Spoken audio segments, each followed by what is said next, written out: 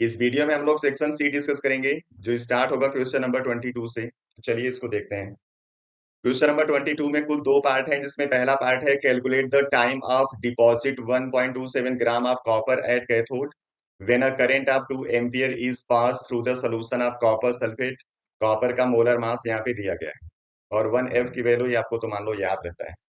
ये फैराडे के first law से हम लोग इसको सॉल्व करेंगे, जिसमें आप लोग फॉर्मूला यूज करते हो मटेरियल डिपॉजिटेड, उसका अमाउंट इक्वल टू होता है M × I × T by valency factor into 96500। इसी को यूज करेंगे। तो यहाँ पे W की वैल्यू दे रखा है 1.27 इक्वल टू M की वैल्यू, इसका एटॉमिक मास 63.5 होता है। करंट करंट यहाँ पे दे रखा है 2 एम्पियर। टाइम बताना है। वैलेंसी फैक्टर कॉपर का 2 होता है, मतलब चार्ज। और यहाँ पे 96500। जब इसको सॉल्व करोगे तो आपको टाइम यहाँ पे मिल जाएगा 1930 सेकेंड, क्योंकि जब आप इस फॉर्मूले को यूज करके सॉल्व करते हो तो टाइम यहाँ पे सेकंड में होता है, इसलिए आपका जो आंसर आएगा वो सेकंड में आएगा। इसको चाहो तो आप 60 से डिवाइड करके मिनट में, फिर दोबारा 60 से डिवाइड करके इसको आवर्स में कन्वर्ट कर सकते हो, ये आपकी चॉइस होगी। इसका बी पार्ट है express the relation among the cell constant, the resistance of the solution in the cell and the conductivity of the solution. अब ओम्स लॉ से आपने एक रिलेशन पढ़ा हुआ है, R equal to rho L by A, जहां पे इसको बोलते हैं रेजिस्टेंस, इसको बोलते हैं रेजिस्टिविटी, और इसको बोलते हैं सेल कांस्टेंट। अब आपको यहाँ पे जो रिलेशन चाहिए उसमें रेजिस्टिविटी की जगह कंडक्टिविटी है, और कंडक्टिविटी आप जानते हो रेजिस्टिविटी का होता है उल्टा, तो इसकी जगह 1/कंडक्टिविटी आप लिख सकते हो। तो आपका हो जाएगा रेजिस्टेंस इक्वल टू 1/कंडक्टिविटी इंटू सेल कांस्टेंट। रिलेशन आपको मिल गया क्या? Resistance equal to cell constant by conductivity, ये इसका रिलेशन हो जाएगा। ये हो गया इसका बी पार्ट। अब हम लोग चलते हैं क्वेश्चन नंबर 23। क्वेश्चन नंबर 23 का फर्स्ट पार्ट है the rate constant of a first order reaction is 60 second inverse. How much time will it take to reduce the initial concentration of the reactant to its 1/10th value. 1/10th value का मतलब क्या हुआ कि अगर पूरा part 10 होगा तो उसका जो बचा हुआ पार्ट होगा केवल 1 होना चाहिए। चलिए, रिलेशन आपको पता है K इक्वल टू होता है 2.303 by T log initial concentration by concentration left, मतलब कंसंट्रेशन एट टाइम टी। इसी को यूज करना है। तो K की वैल्यू लिखोगे 60, ये है 2.303। टाइम आपको बताना है लॉग, ऊपर लिखोगे इनिशियल कंसंट्रेशन 10, तो जो कंसंट्रेशन लेफ्ट होगा वो 1 लिखना पड़ेगा, मतलब ये पूरी वैल्यू आ जाएगी log 10, और log 10 की वैल्यू होती है 1। यानी पूरा ये रिलेशन यहाँ से खत्म हो गया। अब t इक्वल टू आपको क्या मिलेगा? 2.303 बाई 60। इसी को सॉल्व कर दोगे आपको आंसर मिल जाएगा, और इसको डिवाइड करने पे आपको आंसर मिलेगा 0.0384 सेकेंड। ये इसका आंसर हो जाएगा। इसका बी पार्ट है define activation energy. Activation energy क्या होता है? जब कोई भी आप रिएक्शन कराते हैं तो एक मिनिमम अमाउंट ऑफ एनर्जी की जरूरत पड़ती है, जिसको हम एनर्जी बैरियर बोलते हैं, जिसको जब रिएक्टेंट क्रॉस कर जाता है तो वो कन्वर्ट हो जाता है प्रोडक्ट में। तो इतनी एनर्जी रिएक्टेंट के पास पहले से है, और एक्स्ट्रा कुछ एनर्जी इसको चाहिए होता है इस थ्रेशोल्ड एनर्जी, मतलब एनर्जी बैरियर को क्रॉस करने के लिए। तो वही जो मिनिमम अमाउंट ऑफ एनर्जी इसको रिक्वायर होगा उसी को एक्टिवेशन एनर्जी हम लोग कहते हैं। Means minimum amount of energy which is required to any reactant to convert it into corresponding product is called activation energy. Question number 24 है on the basis of the crystal field theory write the electronic configuration of D4 if delta O is greater than pairing। अब यहाँ पे इसका concept क्या है कि जब D generate D orbital को आप दो पार्ट में डिवाइड करते हो, मतलब T2G और EG में, तो इसके बीच में जो एनर्जी गैप है इसी को हम लोग डेल्टा O बोलते हैं। तो अगर डेल्टा O की वैल्यू आप बड़ी रखते हो तो इसके बीच में एनर्जी गैप जब ज्यादा होगा, तो यहाँ पे आप कर देते हो पेयरिंग, क्योंकि इलेक्ट्रॉन जंप करके EG में नहीं जाता। अब यहाँ पे भी डेल्टा O बड़ा बोल रखा है, इसलिए आप इलेक्ट्रॉन को T2G में पहले पेयर करोगे, उसके बाद इलेक्ट्रॉन EG में प्रमोट होगा। तो D4 है तो सारा इलेक्ट्रॉन T2G में जाएगा, इसलिए लिखना है T2G में 4 इलेक्ट्रॉन और EG में 0। अगर इसका उल्टा हिसाब होता तो 3 इलेक्ट्रॉन T2G में ऐड करने के बाद आपको नेक्स्ट इलेक्ट्रॉन फोर्थ वाला EG में प्रमोट करना। इसी का सेकेंड पार्ट है, right the hybridization and shape of FeCN6 3- atomic number iron का 26 इसने दे रखा है। तो चलिए इसका आंसर तो हम लोग डायरेक्ट भी लिख सकते हैं इस लिगेंड के नेचर के बेस पे, लेकिन आपको मैं कंप्लीट इसका आंसर बता देता हूँ। आयरन 26 है तो सबसे पहले इसका कॉन्फ़िगरेशन लिखोगे तो आएगा 3d6 और 4s2। अब इसके बाद आपको इसके आयनिक फॉर्म का कॉन्फ़िगरेशन लिखना होता है, तो सबसे पहले चेक करोगे इसका ऑक्सीडेशन स्टेट। तो आयरन का ऑक्सीडेशन स्टेट यहाँ पे +3 है, तो आपको कॉन्फ़िगरेशन दोबारा लिखना पड़ेगा आयरन 3+ का। आप 3 इलेक्ट्रॉन यहां से रिलीज कराओगे तो 2 इलेक्ट्रॉन एस से रिलीज होगा, एक डी से, कॉन्फ़िगरेशन हो जाएगा 3d5। यानी अभी डी के अंदर यहाँ पे कुल 5 इलेक्ट्रॉन है, 1 2 3 4 एंड 5। ये 3d होगा, उसके बाद 4s आपके पास वैकेंट है और 4p वैकेंट है, इस तरीके से। अब यहाँ पे इसकी तरफ अप्रोच करने वाला Cn लिगेंड है जो कि स्ट्रांग फील्ड लिगेंड है, मतलब जो इलेक्ट्रॉन को पेयर करता है।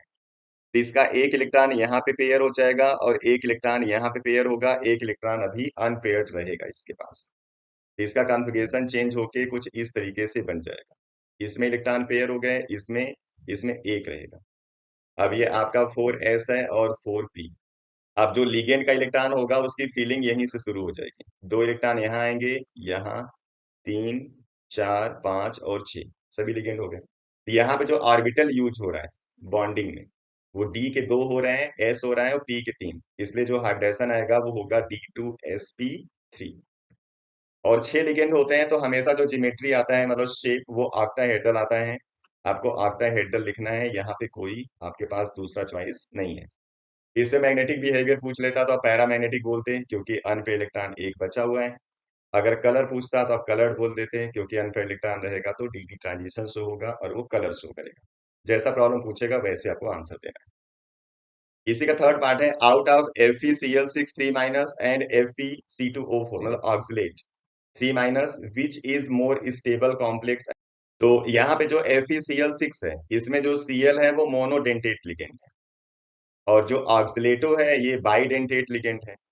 और आपको पता है कि जो बाइडेंटेट लिगेंड है वो चिलेशन काज करता है, मतलब मेटल के साथ जब ये लिगेंड बाइंड होगा तो दो तरफ से बाइंड होगा और बीच में बनेगा रिंग, इसी को बोलते हैं चिलेट फॉर्मेशन। और जब रिंग फॉर्मेशन होता है, मतलब 2 जगह से या 3 जगह से कोई बाइंड होगा लिगेंड मेटल के साथ, तो बाइंडिंग स्ट्रांग हो जाती है, जो उसको करता है स्टेबल। इसलिए यहाँ पे आयरन ऑक्सलेट ज्यादा स्टेबल होगा आयरन क्लोराइड से, और इसके रीजन में लिख देना कि ये चिलेट फॉर्म करता है मेटल के साथ। तो इसका आंसर हो जाएगा। 25 का फर्स्ट पार्ट है, explain the mechanism of acid catalyse hydration of an alkene to form corresponding alcohol. Alkene से आपको एल्कोहल बनाना है कैटेलिटिक हाइड्रेशन से, जो कि एसिडिक मीडियम में होता है। ये रिएक्शन 3 स्टेप में कंप्लीट होगा, जिसमें फर्स्ट स्टेप होता है प्रोटोनेशन का, जिसमें जो भी आपके पास एल्कीन होगा उसके अंदर हम लोग प्रोटॉन ऐड कर देते हैं।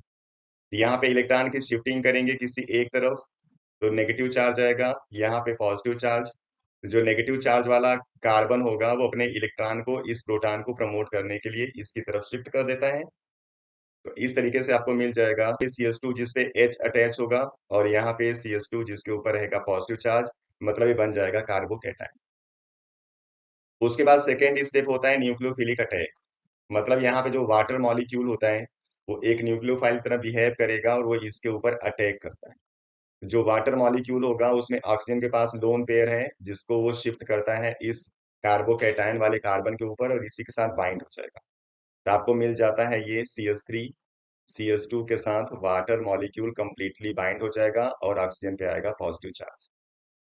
उसके बाद थर्ड स्टेप होता है डीप्रोटोनेशन, मतलब जो प्रोटॉन आपने एसिड का ऐड किया था, अब वो एसिड का प्रोटॉन उसको वापस करना पड़ेगा। तो यहाँ से एक हाइड्रोजन हम लोग बाहर करेंगे, तो इसका इलेक्ट्रॉन शिफ्ट कर देते हैं O की तरफ और H को H पॉजिटिव के फॉर्म में बाहर भेज देंगे। तो प्रोडक्ट आपको मिल जाएगा CH3 CH2OH और H+ बाहर चला जाएगा, जिसको वाटर यूज करके बना लेगा हाइड्रोनियम आयन।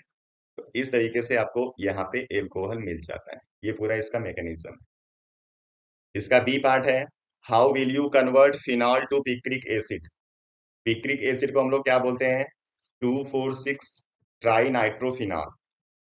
2,4,6 ट्राई नाइट्रोफिनॉल का मतलब आर्थो पैरा सारे पोजीशन पे आपको नाइट्रो ग्रुप लगाना है, मतलब फिनॉल का यहाँ पे डायरेक्टली आपको कर देना है नाइट्रेशन। तो यहाँ पे आपने ले लिया फिनॉल, इसका नाइट्रेशन कराने के लिए हम लोग क्या यूज करते हैं, कंसंट्रेट HNO3, कंसंट्रेट H2SO4, और इसको थोड़ा सा एक्सेस अमाउंट में लेंगे क्योंकि 3 पोजीशन पे नाइट्रो ग्रुप को अटैच कराना है। तो ये फिनॉल का OH हो गया, आर्थो पैरा तीनों पोजीशन पे नाइट्रो ग्रुप अटैच हो जाएगा और ये कन्वर्ट हो जाएगा किसमें, पिक्रिक एसिड में, means 2,4,6 try nitrophenol. Question number 26 है, which one is the following pair of substances undergo SN2 substitution reaction faster and why। तो पहले वाले पेयर में अब SN2 का जो ऑर्डर होता है वो 1 डिग्री, 2 डिग्री और 3 डिग्री होता है। तो यहाँ पे जब Cl को हटाओगे यहाँ पे कार्बोकैटायन बनेगा जो कि है 1 डिग्री, और यहाँ पे Cl को हटाओगे तो यहाँ पे कार्बोकैटायन बनेगा जो कि है 2 डिग्री। ये 1 डिग्री वाला कार्बोकैटायन ज्यादा स्टेबलाइज करेगा SN2 रिएक्शन की मैकेनिज्म को, इसलिए आपको लिख देना है पहले वाले में जो फर्स्ट होगा वो ज्यादा रिएक्टिव होगा। दूसरे वाले में जब हैलोजन के बेस पे आपको रिएक्टिविटी ऑर्डर बताना होगा SN1 और SN2 के लिए, तो दोनों के लिए ऑर्डर सेम होता है, और वो ऑर्डर क्या होगा, कोई भी हैलोजन जितनी आसानी से उस एल्काइल ग्रुप से रिलीज हो जाएगा वो रिएक्शन की रेट को उतना ही फास्ट शो करेगा। So in this, out of iodine and chlorine, the size of iodine is larger than the chlorine. So the bond length is very large and it is easily broken. इसलिए इसका reactivity order ज्यादा होगा chloride के compare. इसी का B part है, give reason why halogens react with KCN to form alkyl cyanide as main product while AgCN form isocyanide।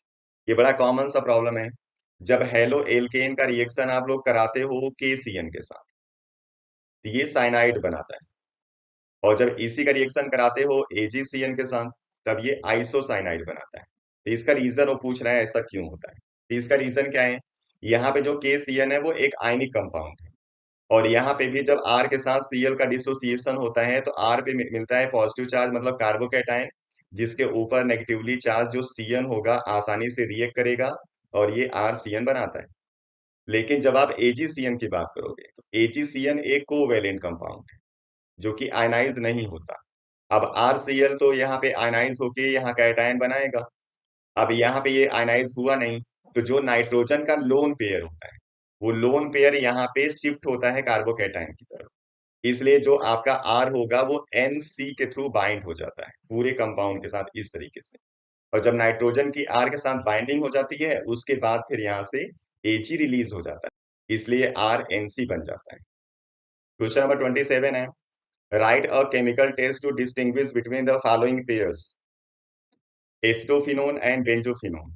एस्टोफिनोन मतलब benzene के ऊपर आपको लगाना है COCH3, और बेंजोफिनोन मतलब बेंजीन के ऊपर आपको लगाना है CO और फिर दोबारा बेंजीन, इस तरीके से। और आपने पढ़ा है किसी भी एल्डिहाइड और कीटोन में अगर टर्मिनल पे ये वाला ग्रुप आता है तो वो आइडोफॉर्म टेस्ट शो करता है। तो यहाँ पे ये ग्रुप आपको दिख रहे हैं इसलिए ये आइडोफॉर्म टेस्ट देगा, ये आइडोफॉर्म टेस्ट नहीं देगा तो आइडोफॉर्म टेस्ट से भी इसको आइडेंटिफाई कर सकते हैं।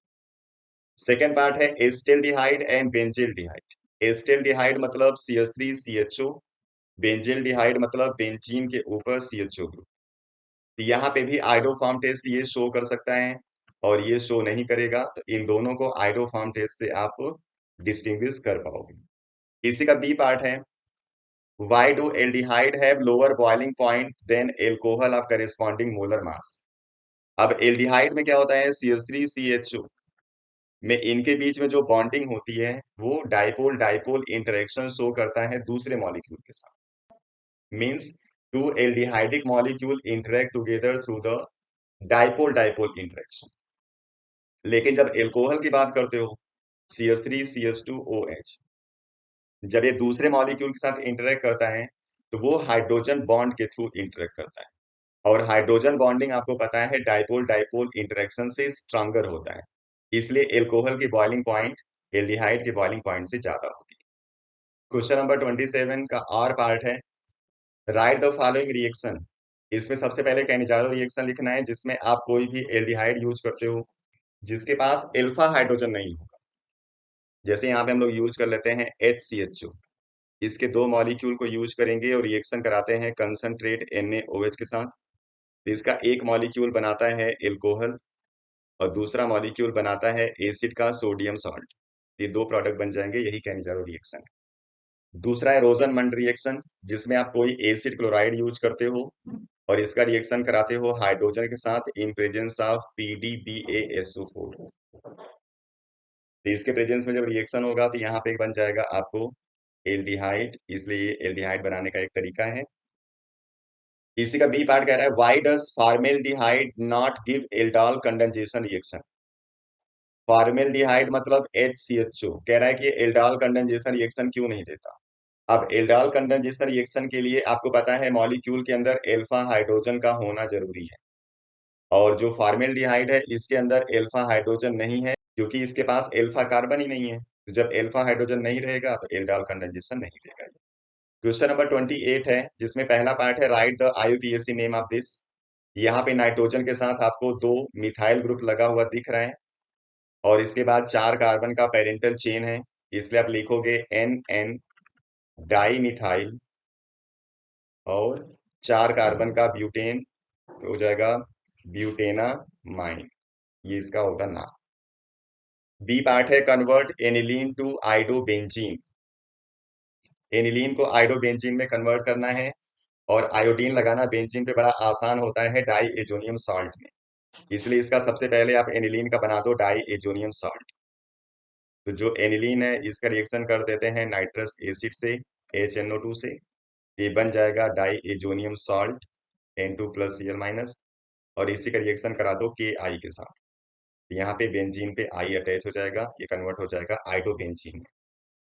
दूसरा है क्लोरोईथेन से प्रोपेनामाइन बनाना है। क्लोरोईथेन मतलब CH3CH2Cl और बनाना है प्रोपेनामाइन मतलब कि तीन कार्बन का अमाइन CH3CH2CH2NH2। और जब भी आपको कार्बन ऐड करना होता है तो हम लोग साइनाइड ग्रुप अटैच करके बड़ा आसानी से कार्बन अटैच कर देते हैं, इसलिए सबसे पहले इसका रिएक्शन आप करा दो KCN से। तो जैसे ही KCN से रिएक्शन कराओगे तो ये कन्वर्ट हो जाएगा CH3CH2 और CN में। बस अब इसका रिडक्शन करा दो, कोई भी रिड्यूसिंग एजेंट यूज कर लेना, इसको रिड्यूस कराओगे तो ये कन्वर्ट हो जाएगा CH3CH2CH2NH2 में, आपका प्रोडक्ट आ जाएगा। 28 का आर पार्ट है, कंप्लीट द फॉलोइंग रिएक्शन। पहला रिएक्शन है यहाँ पे डाई एजोनियम सॉल्ट का रिएक्शन H3PO2 के साथ कराया गया है एक्वस मीडियम में। तो यहाँ पे ये एक रिड्यूसिंग एजेंट है जो इसको रिड्यूस करता है और यहाँ पे इसमें ऐड करके हाइड्रोजन इसको कन्वर्ट करता है बेंजीन में। तो पहले में जो प्रोडक्ट मिलेगा वो बेंजीन बनेगा, दूसरा ये N2 अलग हो जाएगा नाइट्रोजन गैस के फॉर्म में और ये HCl में कन्वर्ट होता है। दूसरा है यहाँ पे एनिलीन का रिएक्शन ब्रोमीन के साथ कराना है आपको एक्वस मीडियम में, और जब एक्वस मीडियम में आप ब्रोमीन को यूज करोगे तो आर्थो पैरा सभी जगह पे ब्रोमीन अटैच कराएगा, मतलब ट्राई सब्स्टिट्यूटेड आपको एनिलीन आपको मिल जाता है। तो इसलिए यहाँ पे NH2 रहेगा और तीन जगह पे आप ब्रोमीन लगा के इस तरीके से प्रोडक्ट बना दोगे। अगर यहाँ एक्वस मीडियम नहीं होता तो केवल आप पैरा प्रोडक्ट बना देते। इसके बाद बी पार्ट इसका कह रहा है, although NH2 is ortho and para directing group, at aniline on nitration give a significant amount of meta nitroaniline। Why? तो यहाँ पे जो मेटा नाइट्रोएनिलीन है लगभग 47% बनता है, आर्थो पैरा में आर्थो 2% और वो लगभग 51% के आसपास बनता है। तो आपसे प्रॉब्लम पूछ रहा है कि 47% जो ये मेटा नाइट्रोएनिलीन आ रहा है क्यों आ रहा है। तो जनरली होता क्या है, जब आप नाइट्रेशन कराते हो तो आप यूज करते हो concentrate H2SO4 along with concentrate HNO3, और ये जो कंसंट्रेट H2SO4 है उसका जो प्रोटॉन है उसको ये NH2 ग्रुप रिसीव करता है, मतलब उसके साथ ऐड हो जाएगा और बनाता है एनिलीनियम आयन, और जो एनिलीनियम आयन है ये मेटा डायरेक्टिंग होता है, इस वजह से यहाँ पे आपको ज्यादा अमाउंट में मेटा प्रोडक्ट भी आर्थोपैरा के साथ मिल जाता है। तो अगर आप चाहते हो कि मेटा प्रोडक्ट ना मिले तो हम लोग इस एलिनियम आयन के फॉर्मेशन को रोकते हैं, इसलिए जो NH2 ग्रुप होता है उसको डीएक्टिवेट कर देते हैं, जिसके लिए हम लोग करते हैं एसिटाइलेशन, तो एक अलग कॉन्सेप्ट होगा वो। इस तरीके से प्रॉब्लम सॉल्व हो गया। अब नेक्स्ट वीडियो में हम लोग सेक्शन डी और ई के साथ आएंगे। तब तक पढ़ते रहिए, अपना ख्याल रखिए। Thank you.